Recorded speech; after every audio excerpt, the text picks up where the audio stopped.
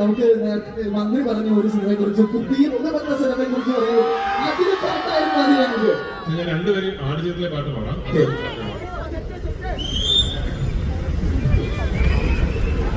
പെരിയോരേ റഹ്മാനേ പെരിയോരേ റഹീം അങ്ങാകലെ അങ്ങാകലെ മണ്ണിൽ പുതുമഴ പെയ്യണുണ്ട് അങ്ങാകലെ അങ്ങാകലെ മണ്ണിൽ പുതുമഴ പെയ്യണുണ്ട് പെരിയോരേ